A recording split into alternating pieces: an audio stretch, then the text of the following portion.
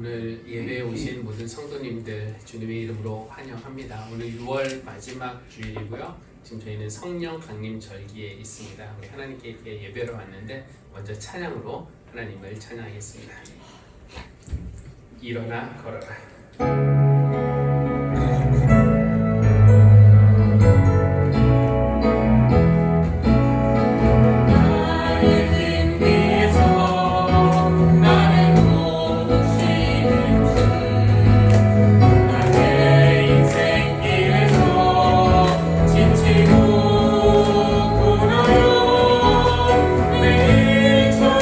주저앉고 싶은데 나를 밀어주시네.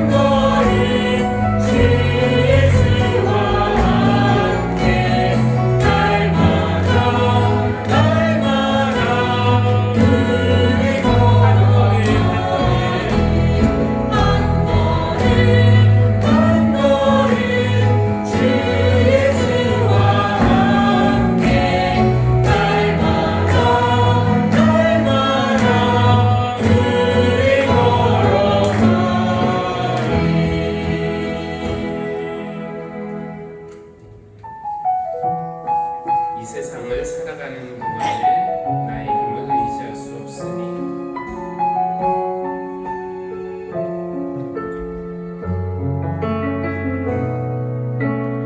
이 세상을 살아가는 동안에 나의 힘을 의지할 수 없으니 기도하고 낙심하지 말 것을 주께서 참 소망이 되심이라. 하나님의 꿈이 나의 비전이 되고 예수님의 성품이 나의 인격이 되고 성령님의 권능이 나의 능력이 되길 원하고 바라고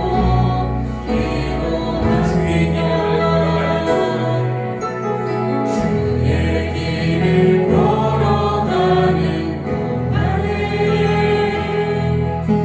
세상의 것 의지할 수 없으니 감사하고 낙심하지 말 것을 주께서 참 기쁨이 되시리라. 하나님의 꿈이 나의 비전이 되고 예수님의 성품이 나의 인격이 되고 성령님의 권능이 나의 능력이 되길 원하고 바라고 기도합니다. 이 세상을 살아가는 동안에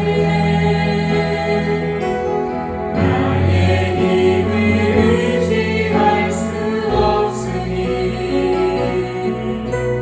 기도하고 낙심하지 말 것을 주께서 참 소망이 주의 길을 되시리라. 걸어가는 동안에 주의 길을 걸어가는 동안에 세상의 것 의지할 수 없으니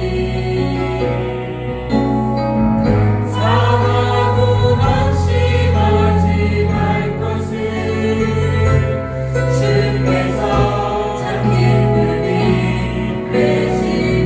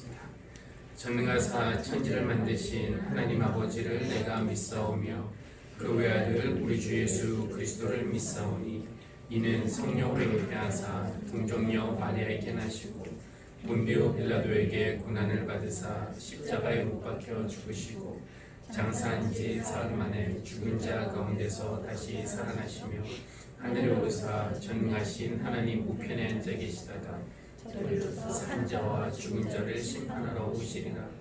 성령을 믿사오며 거룩한 공예와 성도가 서로 교통하는 것과 죄를 사하여 주시는 것과 몸이 다시 사는 것과 영원히 사는 것을 믿사옵나이다. 아멘. 오늘 이렇게 함께 예배하며 또 여러분 얼굴을 보게 돼서 무척 반갑고 좋습니다.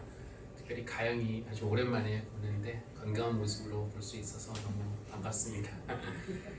우리는 하나님의 임재 안에 예수 그리스도의 이름으로 하나님을 예배하기 위해서 모인 사람들입니다. 이 시간에 여러분 하나님을 향해서 마음을 여시고 또 함께 예배하는 형제 자매들을 향해서도 마음을 여시기 바랍니다.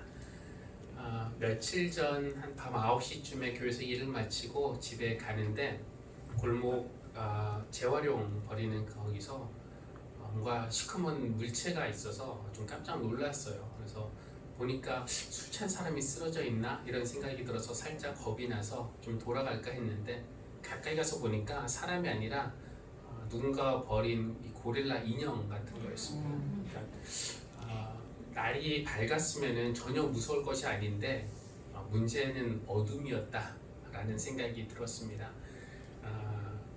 우리가 때때로 무서워할 필요가 없는 것을 무서워하는 이유도 우리 삶이 어둡기 때문이 아닐까라는 생각을 해봅니다. 날이 새고 나면은 별거 아니었는데 이런 생각을 할 수 있는데 괜히 아무것도 아닌 일에 우리가 속을 끓였나 싶기도 하고요. 혹시 여러분 중에 어둠 중에 계신 분이 있다면은 우리가 예배하는 하나님은 어둠과 공허와 혼돈, 어둠과 깊음 속에서 빛이 생겨라 이렇게 선포하신 하나님이신데 오늘 예배 시간에 여러분의 삶에도 하나님께서 밝은 빛을 비춰주시는 그런 은혜가 있기를 기대하고 또 바라면서 여러분을 예배로 초대합니다. 우리 다 함께 찬송가 91장 찬양하겠습니다. 슬픈 마음 있는 사람.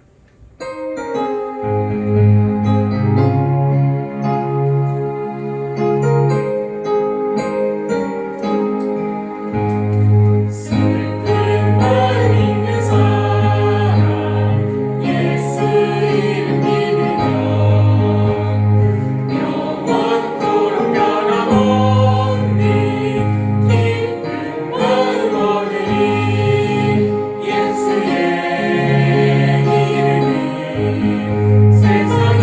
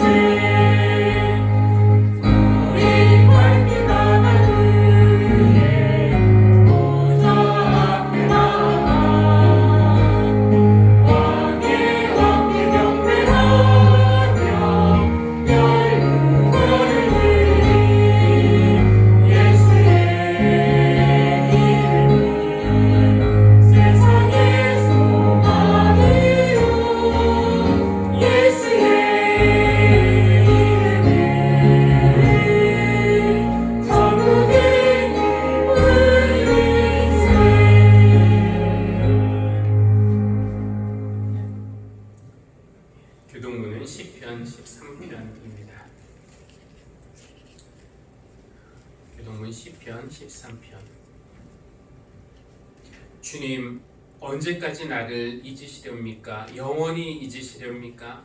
언제까지 나를 외면하시렵니까? 언제까지 나의 영혼이 아픔을 견디어야 합니까? 언제까지 고통을 받으며 괴로워하여야 합니까? 언제까지 내 앞에서 위대양양한 원수의 꼴을 보고야 있어야 합니까? 나를 굽어 살펴 주십시오. 나에게 응답하여 주십시오. 주 나의 하나님, 제가 죽음의 잠에 빠지지 않게 나의 눈을 뜨게 하여 주십시오. 나의 원수가 내가 그를 이겼다 하고 말할까 두렵습니다. 내가 흔들릴 때 나의 적들이 기뻐할까 두렵습니다. 그러나 나는 주님의 한결같은 사랑을 의지합니다. 주님께서 구원하여 주실 그때 나의 마음은 기쁨에 넘칠 것입니다. 함께 주님께서 나를 너그럽게 대하여 주셔서 내가 주님께 찬송을 드리겠습니다. 아멘. 우리 공동의 기도 한 목소리로 드리겠습니다. 에베네셀의 하나님, 우리의 든든한 동행이 되어 주시는 하나님께 감사와 찬양을 드립니다. 어느새 한 해의 절반을 보내고 6월 마지막 주일을 맞습니다.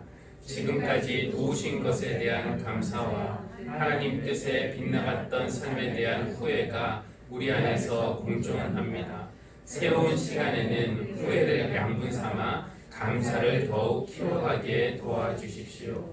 여호와 이레의 하나님, 우리에게 필요한 모든 것들을 아시고 준비하시는 하나님을 전적으로 신뢰하지 못하는 우리를 긍휼히 여겨 주십시오.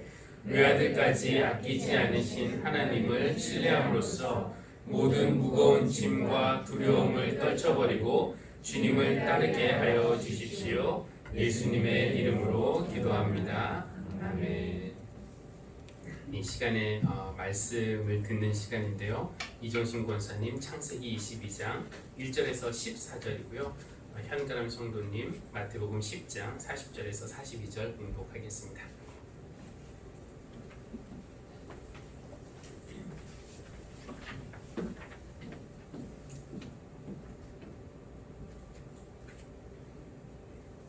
오늘 성경 공동 말씀 창세기 22장 1절에서 14절 말씀입니다.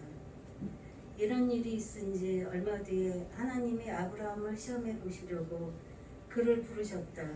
아브라함아 하고 부르시니 아브라함은 예 여기 있습니다 하고 대답하였다. 하나님이 말씀하셨다. 너의 아들 내가 사랑하는 외아들 이삭을 데리고 모리아 땅으로 가거라. 내가 너에게 일러주는 산에서 그를 번제물로 바쳐라. 아브라함이 다음 날 아침에 일찍 일어나서 나귀의 등에 안장을 얹었다.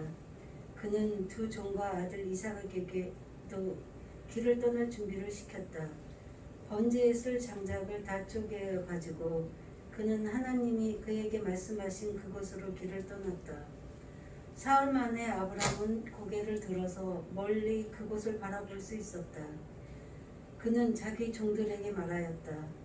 내가 이 아이와 저리로 가서 예배를 드리고 너희에게로 함께 돌아올 터이니 그동안 너희는 나귀와 함께 여기에서 기다리고 있거라. 아브라함은 번제에 쓸 장작을 아들 이삭에게 지우고 자신은 불과 칼을 챙긴 다음에 두 사람은 함께 걸었다. 이삭이 그의 아버지 아브라함에게 말하였다. 그가 아버지하고 부르자 아브라함이 얘야 왜 그러느냐 하고 대답하였다. 이삭이 물었다. 불과 장작은 여기에 있습니다마는 번제로 바칠 어린 양은 어디 있습니까? 아브라함이 대답하였다. 얘야 번제로 바칠 어린 양은 하나님이 손수 마련하여 주실 것이다.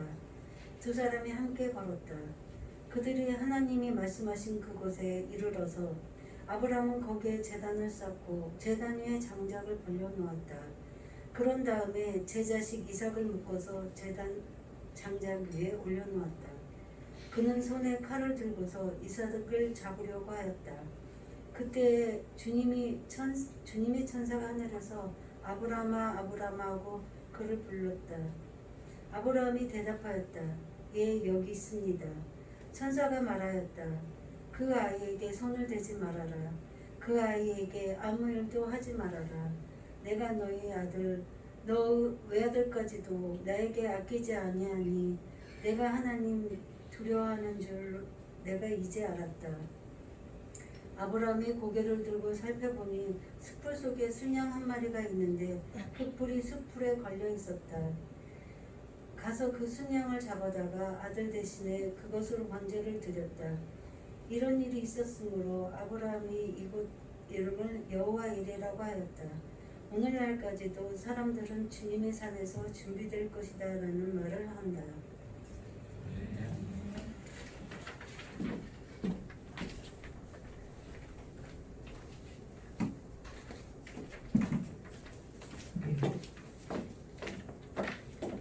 마태복음 10장 40절에서 42절 말씀입니다. 너희를 맞아들이는 사람은 나를 맞아들이는 것이요 나를 맞아들이는 사람은 나를 보내신 분을 맞아들이는 것이다. 예언자를 예언자로 맞아들이는 사람은 예언자가 받을 상을 받을 것이요 의인을 의인이라고 해서 맞아들이는 사람은 의인이 받을 상을 받을 것이다. 내가 진정으로 너희에게 말한다.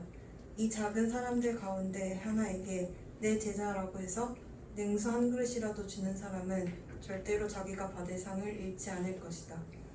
이는 우리에게 주신 하나님의 말씀입니다. 하나님 감사합니다. 이제 특송이 있겠습니다. 오늘도 숨 쉴 수 있어 감사해요.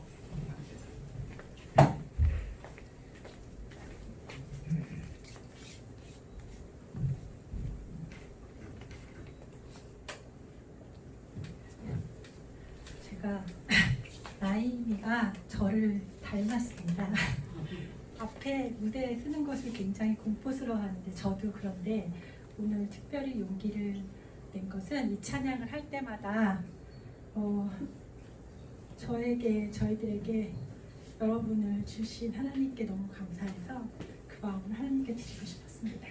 제가 너무 떨려서 혹시 아시는 분은 같이 따라하셔도 좋을 것 같아요.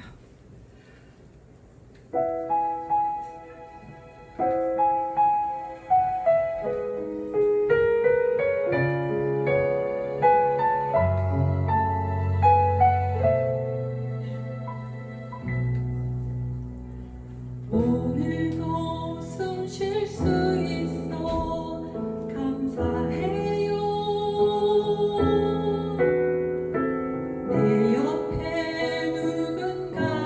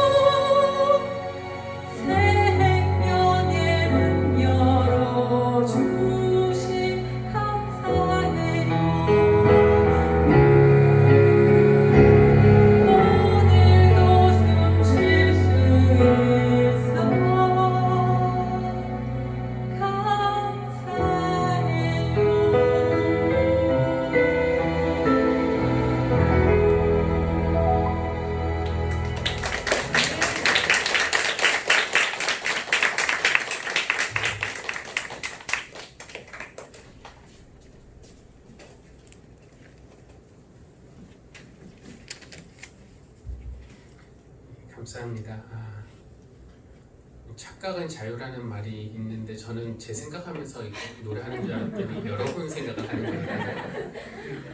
저도 여러분이 계셔서 감사하고 그 감사한 마음을 하나님께 드립니다. 지난 주일 저는 우리를 찾아오셔서 우리를 부르시는 것, 하나님이 우리를 찾아오셔서 우리를 부르시는 것은 영광스럽고 경이로운 경험이긴 하지만 자칫 잘못하면 위험할 수도 있다라는 그런 말씀을 드렸습니다. 예수님이 시몬을 보셨고 더 중요하게는 그 안에 있던 반석을 보셨고 그것을 호명하여 불러주신 것처럼 나를 알아보시고 나도 못 보는 내 안에 있는 가능성을 보아주시고 그것을 불러내서 하나님이 원하시는 그런 민한시기 혹은 그런 사람이 될 수 있도록 이끌어주시는 주님의 부르심은 무엇과도 바꿀 수 없는 하나님의 은혜입니다. 그런데 그런 부르심에 응하기 위해서는 익숙한 것들로부터 떠나야 되고 또 알지 못하는 곳을 향해서 발을 내디뎌야 합니다. 이것은 위험한 일입니다.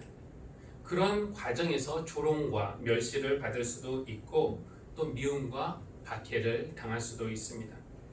예레미야는 누구보다도 이 사실에 동감할 것입니다. 그렇죠? 너를 모태에서 짓기도 전에 너를 선택했다고. 내가 늘 너와 함께 있으면서 너를 보호해주겠다는 하나님의 약속을 믿고 그 부르심을 받들었는데 그 부르심을 따라 사는 예언자의 삶이 얼마나 괴로웠으면 예레미야는 나중에 하나님이 날 속이셨다고, 날 속이셔서 내가 이렇게 됐다고, 차라리 내가 태어나지 말았어야 했다고 하면서 탄식을 했겠습니까? 이 하나님의 부르심이 위험하다라는 말에 또 동의할 사람이 있다면 아브라함일 겁니다. 75세에 익숙했던 곳, 내가 살고 있는 땅과 내가 난 곳과 너의 아버지의 집을 떠나서 내가 보여주는 땅으로 가라 라는 그 부르심. 이 75세면은 인생을 정리하고 마무리를 생각해야 할 나이 아닌가요? 그런데 지금까지 쌓아왔고 지켜왔던 모든 익숙하고 안정적인 것들을 포기하고 버리고 불확실한 미래를 향해서 나만 믿고 떠나라는 그 하나님의 명령은 좀 당혹스러울 수가 있습니다. 이것이 만약에 그의 믿음을 시험하는 것이라면 저는 이것이 무척 어려운 시험이라고 생각을 했습니다. 그렇죠? 내가 너를 큰 민족이 되게 하겠다. 네가 복이 되게 하겠다. 이 약속만 믿고 어떻게 떠날 수가 있습니까? 지금까지 하나님이 보여주신 것이 별로 없잖아요. 하나님을 잘 아는 것도 아닌데 그 하나님의 말씀을 믿고 떠나는 것은 아브라함 입장에서는 너무 무모한 모험이 아닐까요? 그래도 그렇게 말씀하시는 하나님을 신뢰하고 고향을 떠났다면은 하나님에 대한 아브라함의 신뢰는 어느 정도 입증됐다라고 말할 수 있을 겁니다. 그런데 오늘 창세기 22장에서의 시험, 이것은 처음 시험, 12장에서 고향을 떠나라고 했던 그 시험에 비교하면은 그러니까 그때의 시험은 정말 아무것도 아니라는 것이죠. 솔직히 창세기 22장 오늘 읽은 본문은 가능하다면은 피하고 싶은 본문입니다. 설교자로서 주어진 설교 본문이 어렵다고 피하면 안 된다라는 그런 가르침을 받지 않았다면, 혹은 제가 교회력에 따른 성서 일과에 맞춰서 설교하지 않고 그냥 매 주일마다 제가 의미로 주관대로 성경 본문을 선택해서 설교를 했다면은 저는 오늘의 본문으로는 설교하지 않을 것입니다. 그 이유는 무엇이냐? 이삭을 번제물로 바치라는 그 하나님의 요구, 그렇게 요구하시는 하나님은 제가 지금까지 알고 있었고 제가 믿어왔었고 사랑했었고 열정과 확신을 가지고 선포했던 그 하나님의 모습을 깨뜨려 버리기 때문입니다. 저보고 만약에 하나님께 따져도 된다면은 따지고 싶은 그 내용이 많은 그런 본문이에요. 아들을 번제물로 바치라니요. 하나님이 그렇게 잔인한 분이시라는 말씀입니까?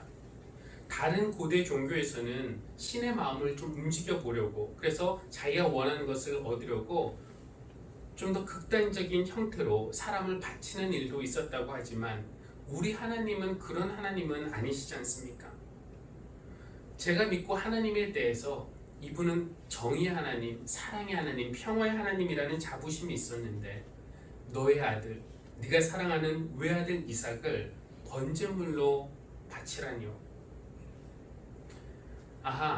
진짜로 하나님이 그것을 하라는 것이 아니라 아브라함의 믿음을 시험하시려고 그랬다고요. 물론 맞습니다. 오늘 창세기 저자는 22장 1절에서 하나님이 아브라함을 시험하시려고 그를 부르셨다라고 적습니다.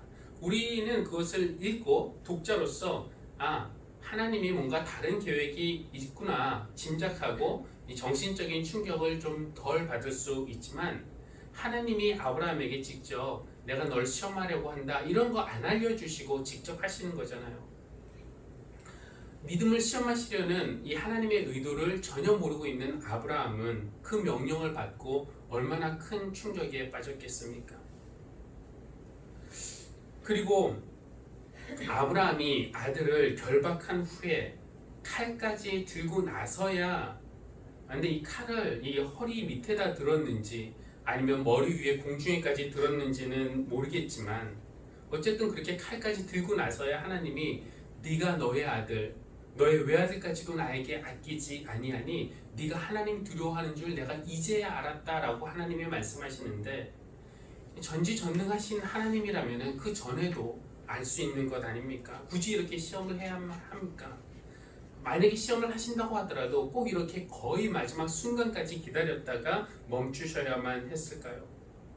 그런 시험 과정에서 아브라함이 받았을 그 충격. 근데 사실 저는 아브라함보다는 이삭이 더 걱정스럽습니다. 그 순간에 이삭이 경험했을 그 공포는 그냥 하찮게 넘어가도 되는 그런 것이었습니까? 구절을 한번 여러분 보시면 좋겠는데, 구절은 이렇게 되어 있어요. 아브라함은 거기에다 제단을 쌓고 제단 위에 장작을 벌려놓았다. 그런 다음에 제 자식 이삭을 묶어서 결박해서 제단 장작 위에 올려놓았다. 아까 전에는 정말 모르고 아버지 불과 장작은 여기 있습니다마는 번제로 바칠 어린 양은 어디에 있습니까? 물어보았지만 이 정도 되면은 이삭도 자신이 제물이라는 것을 알고 있는 겁니다. 아버지가 손에 칼을 들고 있는 것도 보았겠죠. 만약에 아브라함이 제 아버지였다면은 모리아산 사건 이후 비록 제가 죽었다가 살아났다고 하더라도 우리 아버지 대단한 믿음의 소유자이셔 이렇게 자랑하지는 못할 것 같습니다. 아버지 얼굴을 볼 때마다 그 두려움이 되살아나서 가급적이면 아버지 얼굴을 안 보려고 할 것 같습니다. 그냥 하나님은 이런 부작용이 있을 것을 예상하지 못하셨던 것일까요?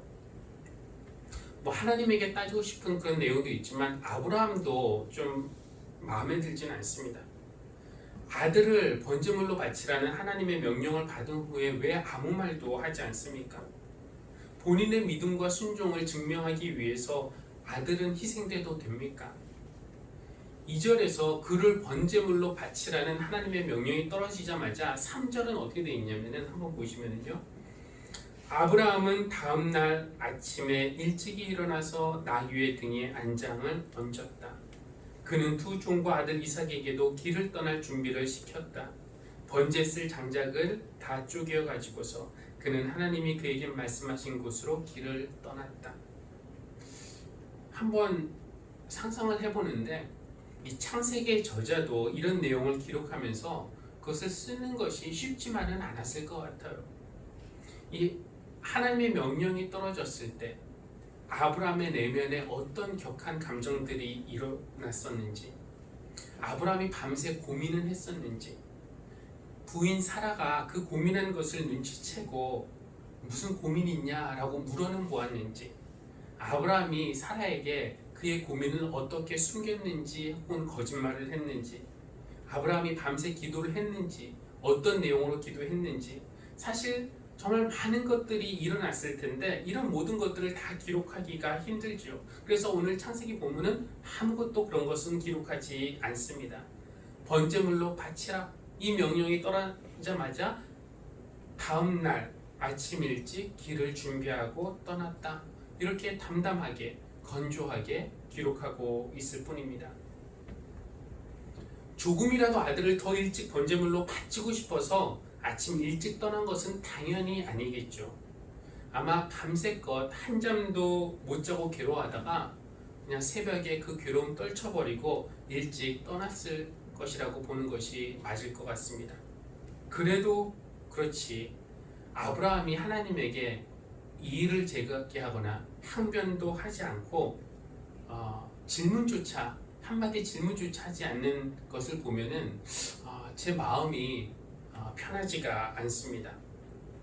여러분, 소돔과 그 안에 살고 있던 조카 롯을 구하기 위해서 아브라함이 얼마나 애썼습니까?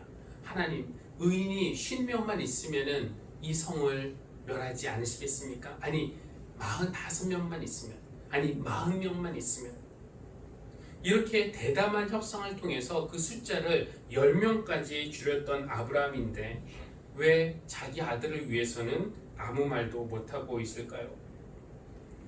자기의 믿음을 시험하시는 것이라면은 자기 생명 바치겠다고, 죄 없는 아들은 희생시키지 말아달라고 그렇게 한마디 할 수 있는 것 아닙니까? 그랬다면은 제 마음이 조금은 덜 불편했을 것 같습니다. 근데 오늘 본문을 이제 여러 번 읽었지만 다시 읽으면서 그나마 제 마음이 조금 풀렸던 부분은 4절인데요. 4절은 이렇게 되어 있습니다. 사흘 만에 아브라함은 고개를 들어서 멀리 그곳을 바라볼 수 있었다. 이것은 있던 곳을 떠나서 사흘 만에 하나님이 지시하신 그곳에 도착했다라는 이야기이기도 하지만, 사흘 만에 아브라함이 고개를 들어서 라는 그 말에서 오는 길 내내 고개조차 들지 못할 정도로 괴로워하며 침묵했던 그의 모습을 상상해 볼 수가 있습니다. 그런 모습을 상상하니까 아브라함의 번뇌와 고민, 이것이 느껴졌기 때문에 그의 슬픔과 아픔에 공감할 수 있었던 것 같습니다. 사흘을 걸었다고 하는데 그 사흘 동안에 집으로 돌아가고 싶은 그런 유혹이 있었을까요? 왜 복잡한 생각이 들지 않았겠습니까? 여러 가지 생각이 들었겠죠. 수십 년 전에 하나님의 명령을 따라서 고향을 떠났던 것, 낯선 그 가나안 땅에 도착하여서 나그네 신세로 보냈던 오랜 세월들, 가뭄 때문에 이집트로 피신 가서 당했던 어려운 일들, 약속하신 아들이 태어나지 않아서 부인의 몸종이었던 하갈과 동침했고 그 사이에서 이스마엘이란 아들을 얻은 것, 이런 어려운 일들도 있었지만 결국 고향을 떠난 지 25년 만에 약속하신 아들이 태어났습니다. 그리고 그때는 정말 기뻤습니다. 늦은 나이였지만 그래도 감사했어요. 그동안 늘 동행하여 주셨고 지켜주셨고 그리고 이제 아들까지 주셨으니까요. 그런데 이제 와서 그 아들을 번제물로 바치라니요. 도대체 그럴 거면은 이 아들을 왜 주신 것입니까? 가장 소중한 것, 물론 하나님께 드릴 수는 있습니다. 그런데 꼭 살아있는 사람을 불에 태워서 드려야 되나요? 내 아들이어서 하는 말이 아니라 내가 믿는 그 하나님이 인간을 불에 태운 그 향기를 맡으시고 기뻐하신다라는 그런 하나님이라는 것이 받아들여지지 않는 겁니다. 이쯤 되면은 내가 이 하나님을 끝까지 믿어야 되는가? 아니면 여기서 그만둬야 되는가? 고민하지 않을 수가 없을 겁니다. 지금까지 아껴두었던 질문을 여러분에게 드립니다. 여러분이라면 어떻게 하시겠습니까? 저는 교회 학교에서 아이들이 이 이야기를 배울까봐 좀 겁이 납니다. 아니면 혼자 이렇게 애가 성경을 읽다가 이 부분을 읽고 아빠도 하나님이 저를 바치라고 하면은 아브라함처럼 하실 거예요? 라고 물어볼까봐 겁이 납니다. 제가 자녀를 소유물로 여겼던 고대 문화 속에서 살았다면 제 생각이 어떻게 바뀌었을지는 모르지만 지금이라면 절대로 못합니다. 차라리 제가 죽죠. 아니 차라리 하나님을 거역하죠. 하나님을 안 믿죠. 아니 목사가 어떻게 하나님을 안 믿냐, 어떻게 거역하냐. 그래도 여러분 생각해 보십시오. 아브라함이 이삭에게 했듯이 번제물로 바칠 의도로 장작을 쌓아놓고 제 딸을 그 장작에 결박하고 칼을 들어서 죽이고 불에 태우고 하는 것과 하나님의 말씀을 거역하는 것, 둘 중에서 하나를 선택해야 된다면은 전자를 선택할 수는 없을 것 같아요. 그러니까 나는 못해요. 죽어도 못해요. 절대로 못해요. 그렇게 마음속에서 말하는 순간에 어쩌면 이것이 바로 오늘 이야기가 성경 말씀이 우리에게 해주고 싶었던 그런 내용이 아닐까라는 생각을 해보았습니다. 그렇습니다. 우리는 못합니다. 인간인 우리는 자녀에게 그렇게 못합니다. 그러나 우리가 못하는 것을 하나님은 우리를 위하여 하셨습니다. 어쩌면 이것은 하나님께서 수천 년 후에 그 모리아 산으로 가사라 그랬는데 모리아 산으로 여겨지는 예루살렘 그 성전이 세워져 있는 산 거기서 행하실 일의 예행 연습이었다는 생각을 합니다. 오늘 본문에 등장하는 여러 가지 그 표현들이 있는데 외아들, 나귀, 나무를 지고 가는 이삭, 결박, 순양 이런 표현들이 연상시키는 인물이 있죠. 바로 예수 그리스도이십니다. 특히 6절을 한번 보시면은요.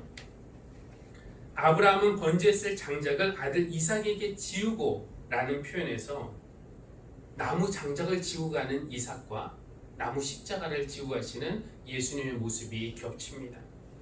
그러니까 어쩌면 이 이야기는 하나님이 행하실 예수님의 십자가 사건의 예행 연습이었던 겁니다. 하나님이 직접 아브라함이 되어 보셔서 그 일을 처음부터 거의 끝까지, 완전 끝까지는 아니고 거의 마지막 순간까지 한번 시도해 보시는 겁니다. 그런데 왜 하나님이 이것을 혼자 하지 않으시고 아브라함과 함께 하실까요? 그것은 어쩌면 아브라함을 포함한 우리 모두에게 사랑하는 자녀를 그렇게 바친다는 것이 어떤 희생인가, 얼마나 이게 어려운 희생인가 조금은 알게 해보려는 그런 의도가 아니었을까 생각해 봅니다. 왜냐하면은 우리 인간은 내 사정이 아니면은 도무지 공감할 줄 모르는 그런 이기적인 사람들이기 때문에 그렇습니다. 요한복음 3장 16절 하나님께서 세상을 이처럼 사랑하셔서 외아들을 주셨으니 라는 그 말씀을 들어도 외아들을 주신 거 너무 당연하게 우리가 받아들이지 않습니까? 로마서 8장 32절 자기 아들을 아끼지 않으시고 우리 모두를 위하여 내주신 분이 어찌 그 아들과 함께 모든 것을 우리에게 선물로 거저주지 않으시겠습니까? 이런 말씀을 들어도 아들을 아끼지 않으시고 내주신 그것을 너무 당연하게 받아들이지는 않습니까? 하나님은 원래 그런 분이시니까 그것이 하나님의 본성이시니까 우리를 사랑하신다니까 우리는 사랑받는 존재이니까 그러니 외아들을 주시는 것도 당연하지. 그런데 당연하다는 생각을 하는 순간 우리 안에서 감사와 감격은 없어집니다.